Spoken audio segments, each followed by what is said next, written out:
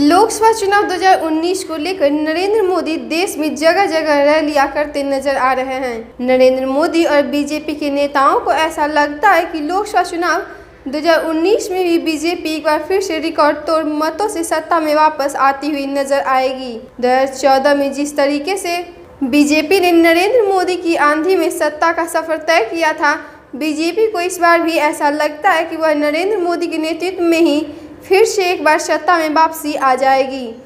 BJP के राष्ट्रीय अध्यक्ष अमित शाह को लगता है कि बीजेपी इस बार 300 से ज़्यादा सीटें देश में जीतने वाली है। देश में जिस तरीके का माहौल है, उस समय बीजेपी की जीत को लेकर बीजेपी के नेता काफ़ी आश्वस्त नजर आ रहे हैं।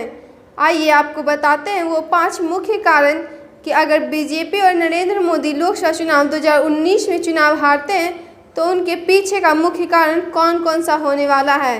पहला कारण है रोजगार जैसी समस्या से पीड़ित देश का युवा। रोजगार लोकसभा चुनाव 2019 में एक बड़ा मुद्दा साबित हो सकता है। आपको बता दें कि नरेंद्र मोदी और बीजेपी की सरकार ने 2014 में जिस तरीके से वायदे किए थे, वैसे रोजगार नहीं हो पाए हैं। रोजगार ऐसा मुद्दा है जिससे कि दुखी होकर देश का युवा एक बार फिर से नेतृत्व बदलता हुआ नजर आ रहा है। देश में नरेंद्र मोदी की सरकार के अंदर स्टार्टअप और डिजिटल इंडिया जैसे वादे को किए गए थे, लेकिन स्टार्टअप करने के लिए धन की व्यवस्था करने में कहीं न कहीं सरकार विफल होती हुई नजर आई है।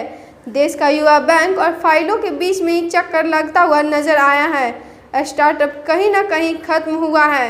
रोजगार एक ऐसा मुद्दा है जिसके ऊपर लोकसभा चुनाव में बीजेपी हारी हुई नजर आ सकती है। दूसरा है नोटबंदी और जीएसटी।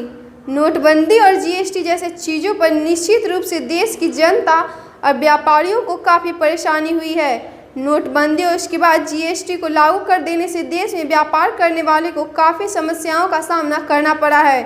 नोटबंदी पर देश की जनता को विश्वास था कि इससे कहीं न कहीं काले धन पर लगाम लग जाएगी और जो धन छुपा हुआ है वह देश की अर्थव्यवस्था में एक बार फिर से इस्तेमाल होना शुरू हो जाएगा, लेकिन ऐसा नहीं हो पाया है। नोटबंदी और जीएसटी जैसे चीज़ों पर कांग्रेस लगातार नरेंद्र मोदी को घेर रही है और यह मुद्दा भी बीजेपी और मोदी की हार का कारण बन सकता है।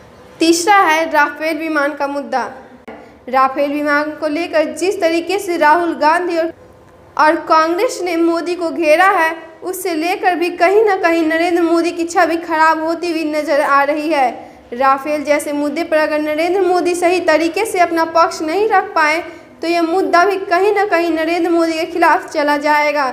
खुद को चौकीदार बोलने वाले नरेंद्र मोदी के ऊपर भी कहीं न कहीं उंगलियां उठने लगी है। चौथा है किसानों की हालत। देश में जिस तरीके से किसानों की हालत लगातार गिरती जा रही है और कांग्रेस कर्ज माफ़ी जैसे वादे निभाते हुए दिख रही है, तो उसके कारण देश का किसान वर्ग कहीं न कहीं कांग्रेस की तरफ जा रहा है और अब धीरे धीरे बीजेपी से दूर हट रहा है। नरेंद्र मोदी ने 2014 में किसानों को लेकर जो वायदे किए थे वह पूरे नहीं होते हुए नजर आ रहे हैं और यह मुद्दा भी कहीं न कहीं नरेंद्र मोदी की हार का कारण बन सकता है। पांचवा है कश्मीर में आतंकवाद की समस्या। आतंकवाद जैसे मुद्दे पर नरेंद्र मोदी की सरकार कश्मीर में अगर कोई ठोस कदम नहीं उठा पाई है, तो इस कारण से भी नरेंद्र मोदी की सरकार को लोकसभा चुनाव 2019 में हार का सामना करना पड़ सकता है। लगातार कश्मीर में आतंकवाद फिर से एक बार सर उठाता हुआ नजर आ रहा है और बीजेपी की सरकार आतंकवाद को यहां पर रोकने में नाकाम हो रही है। तो दोस्तों, ये थे वो मुख्य मुद्दे जिसकी वजह से नरेंद्र मोदी की सरकार को लोकसभा चुनाव 2019 के अंदर हार का सामना करना पड़ सकता है।